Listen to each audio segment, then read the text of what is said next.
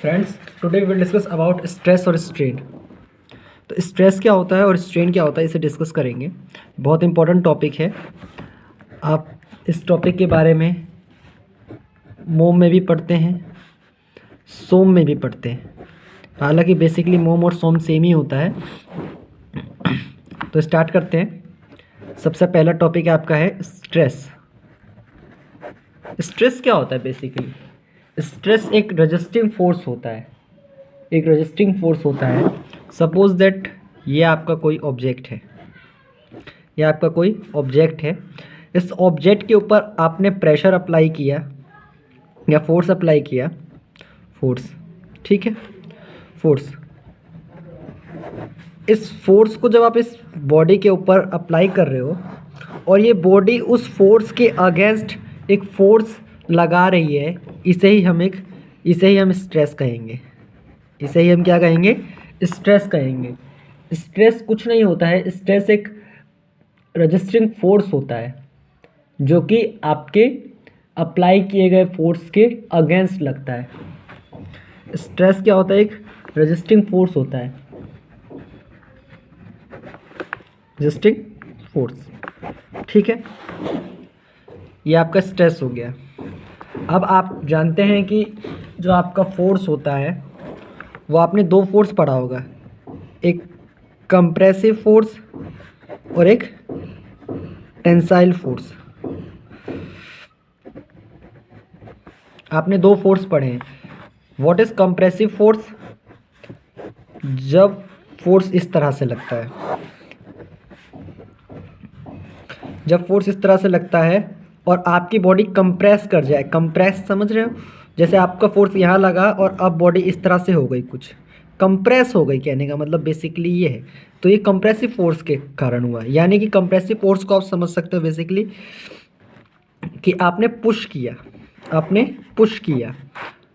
Then what is tensile force? Tensile force क्या होता है?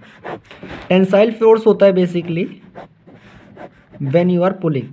जब आप पुल कर रहे हो, जब आप पुल कर रहे हो तो आप कौन सा फोर्स लगा रहे हो? कंप्रेसिव फोर्स, और सॉरी टेंसाइल फोर्स लगा रहे हो। जब आप पुल कर रहे हो तो आप टेंसाइल फोर्स लगा रहे हो। जब आप पुश कर रहे हो तो आप टेंसाइल फोर्स लगा रहे हो। व्हेन जब आपके पुश करने से, मतलब कि कंप्रेसिव फोर्स के कारण जब स्ट्रेस जनरेट होता है तो उसे हम कहते हैं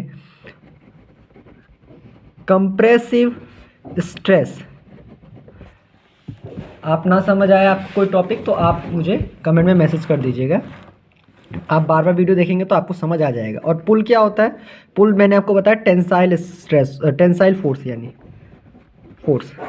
और जब आप टेंसाइल फोर्स लगाते हो तो टेंसाइल स्ट्रेस डेवलप होता है।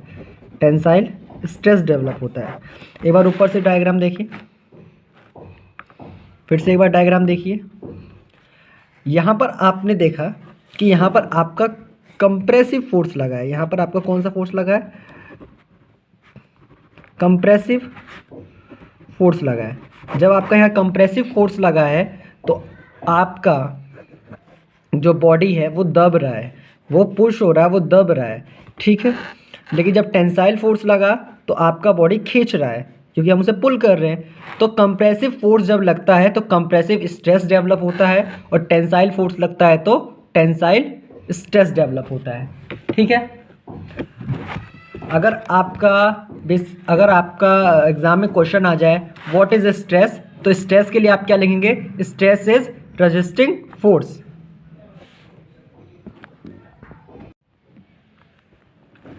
अब स्ट्रेस की डेफिनेशन पे आ जाते हैं कि स्ट्रेस की डेफिनेशन होती क्या है।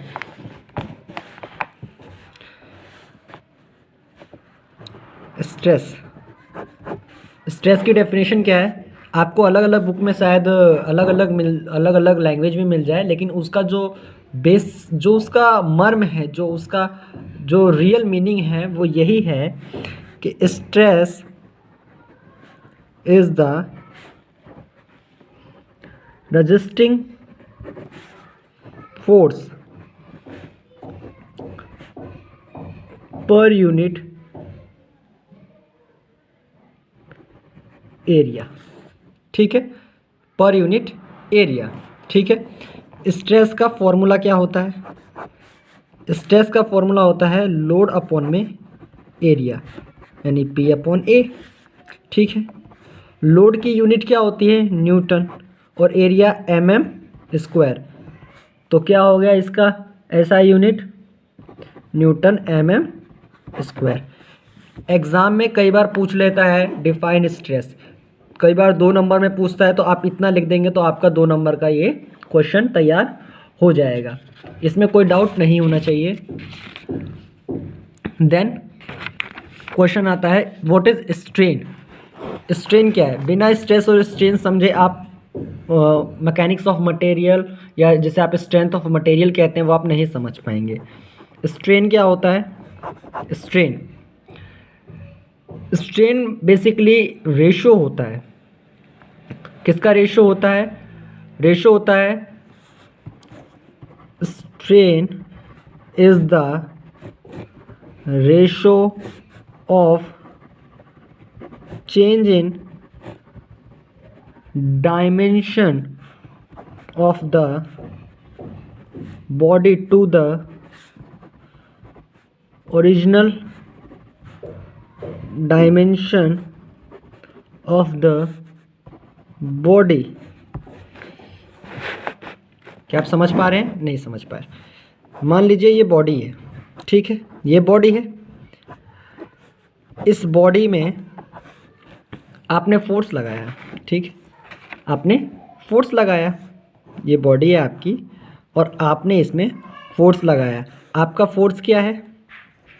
मान लीजिए आपने 10 न्यूटन से फोर्स लगाया, टेंसाइल फोर्स है ना, टेंसाइल फोर्स लग रहा है यहाँ पर, आप लोग देख रहे हैं, किलो न्यूटन। और इसकी लेंथ मान लीजिए 2 मीटर है, ठीक है। आपने फोर्स लगाया तो अब ये खींच गया। खींचने के बाद अब इसकी लेंथ कितनी हो गई? जो नई लेंथ बनी वो हो गई, वो इसकी जो नई लेंथ थी वो नई लेंथ इसकी हो गई 4 मीटर। 10 किलो न्यूटन लोड है baby, 10 kilo Newton, sorry load नहीं, फोर्स या लोड जो भी कहें आप, 10 किलो न्यूटन। और इसका अब कितना लंबाई हो गया? 4 मीटर। जब 4 मीटर इसकी लेंथ हो गई तो स्ट्रेन निकालने के लिए कह दिया आपको। स्ट्रेन का फॉर्मूला क्या होता है? डेल्टा एल अपॉन में एल। डेल्टा एल का मतलब क्या होता है? चेंज इन लेंथ या डायमेंशन जो भी है, ओरिजिनल लेंथ। तो चेंज इन लेंथ का क्या मतलब हुआ? कितनी चेंज इन लेंथ आई? पहले 2 मीटर था, फिर 4 मीटर हुआ, चेंज इन लेंथ कितना आया? 2 मीटर। ओरिजिनल लेंथ कितनी है? 2 मीटर, ठीक है। अब स्ट्रेन का समझने वाला बात यह है, जो स्ट्रेन पे कभी बार 1 नंबर में क्वेश्चन आता है, स्ट्रेन की यूनिट क्या होती है? तो यूनिट कुछ नहीं होती है, ये यूनिट लेस होता है, डायमेंशन लेस होता है, ठीक है, डायमेंशन लेस होता है। इतना क्लियर आपको? उम्मीद है इतना क्लियर होना चाहिए। कोई डाउट तो आप पूछ सकते हैं कमेंट में।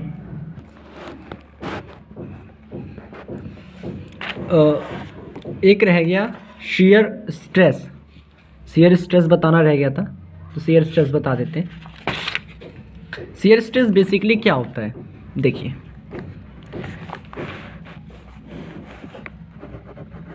शियर स्ट्रेस क्या है? शियर स्ट्रेस समझिए, 2 बॉडी है,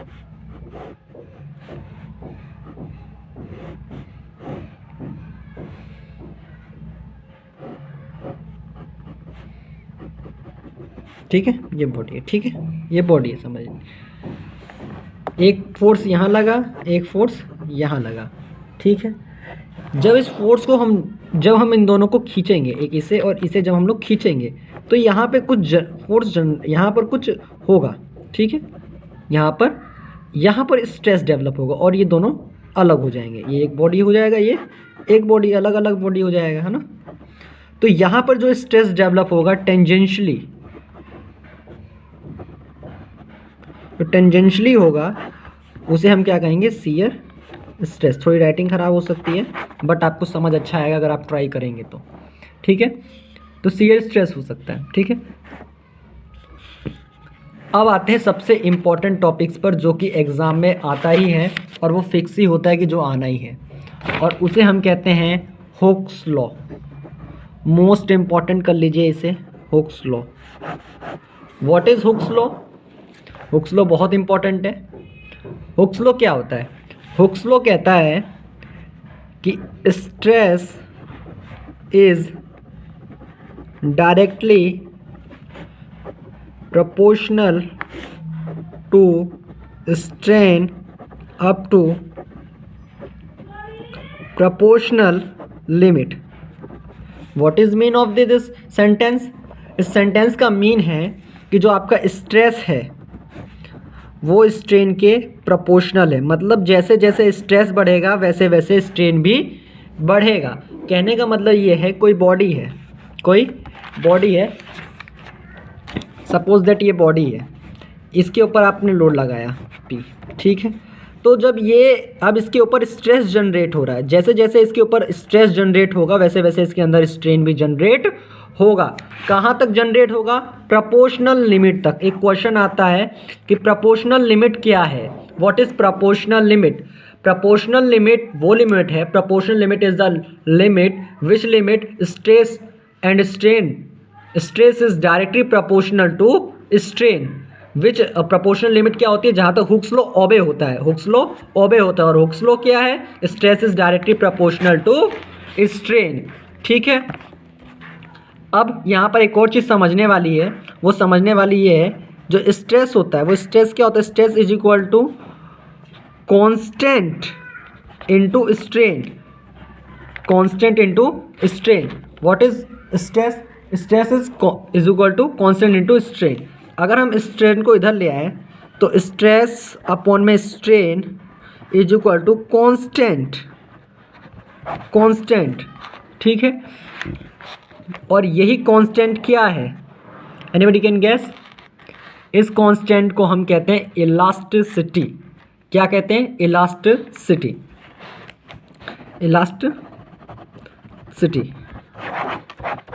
ठीक है। इसी कांस्टेंट को हम क्या कहते हैं? Elasticity, okay.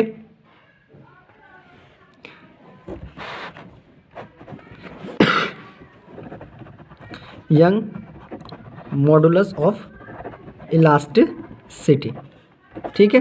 Young modulus of elasticity कहते हैं। उम्मीद है आपको ये क्लियर हो गया होगा। नेक्स्ट पे आते हैं। दो है हमारे पास स्ट्रेन, अभी हमने स्ट्रेन पढ़ा। स्ट्रेन में एक बहुत इंपॉर्टेंट चीज़ है, दो स्ट्रेन होते हैं। तो स्ट्रेन के दो प्रकार हैं, दो स्ट्रेन, एक होता है लॉन्गिट्यूडनल स्ट्रेन और दूसरा होता है आपका लेटरल स्ट्रेन। स्ट्रेस तीन था, कंप्रेसिव स्ट्रेस, टेंसाइल स्ट्रेस और शियर स्ट्रेस। स्ट्रेन दो है, लॉन्गिट्यूडनल स्ट्रेन और लेटरल स्ट्रेन। लॉन्गिट्यूडनल स्ट्रेन क्या होता है? लॉन्गिट्यूडनल स्ट्रेन क्या होता है? Longitudinal stress is the ratio of change in length upon में ओरिजिनल लेंथ। लॉन्गिट्यूडनल स्ट्रेन का मतलब होता है चेंज इन लेंथ अपॉन में ओरिजिनल लेंथ, ये लॉन्गिट्यूडनल स्ट्रेन है। और लेटरल स्ट्रेन क्या है? लेटरल स्ट्रेन का है लेंथ के अलावा कोई और चीज़ चेंज हो रही है बॉडी में। सपोज दैट ब्रिथ चेंज हो रहा है, या आपका हाइट चेंज हो रहा है, या आपका एनी डायमेंशन, कोई भी डायमेंशन जो चेंज हो रही है, एनी डायमेंशन अपॉन में ओरिजिनल डायमेंशन, ये आपका लेटरल स्ट्रेन है। एक्सपेक्ट लेंथ, जो भी डायमेंशन चेंज हो रही है वो आपकी लेटरल स्ट्रेन में आ जाएगी, ठीक है। यहाँ तक क्लियर होना चाहिए आई थिंक। अभी हमने पीछे देखा यंग मॉडुलस ऑफ इलास्टिसिटी, ठीक है। जो कि स्ट्रेस अपॉन स्ट्रेन था, ठीक है, स्ट्रेस अपॉन स्ट्रेन था। लेकिन यहाँ पर क्वेश्चन आ सकता है कि कौन सा स्ट्रेन, कौन सा स्ट्रेस। तो यहाँ पर मैं आपको बताना चाहता हूँ compressive and tensile stress and compressive and tensile strain, ठीक है। कंप्रेसिव स्ट्रेस अपॉन में कंप्रेसिव स्ट्रेन या टेंसाइल स्ट्रेस अपॉन में टेंसाइल स्ट्रेन क्या होता है, young modulus of elasticity. Shear stress नहीं हो सकता, ठीक है, शियर स्ट्रेस नहीं होता है, यह हमें समझना होगा, शियर स्ट्रेस नहीं होता है, ठीक है। तो इसका फॉर्मूला क्या बन जाएगा, अभी हमने इसे पढ़ लिया, इसका फॉर्मूला क्या बन जाएगा। यंग मॉडुलस ऑफ इलास्टिसिटी को लिखते हैं ई, और स्ट्रेस को हम डिनोट करते हैं सिग्मा से, और स्ट्रेन को हम डिनोट करते हैं स्मॉल ई से, ठीक है। यंग मॉडुलस ऑफ इलास्टिसिटी की यूनिट क्या हो जाएगी, यूनिट, जैसे कि हम जानते हैं कि स्ट्रेस की यूनिट क्या होते हैं, न्यूटन mm स्क्वायर, और ई की कोई यूनिट नहीं होती है, वो डायमेंशनलेस होती है, तो यही यंग मॉडुलस ऑफ इलास्टिसिटी की भी यूनिट हो जाएगी। उम्मीद है यहाँ तक क्लियर होगा कंसेप्ट।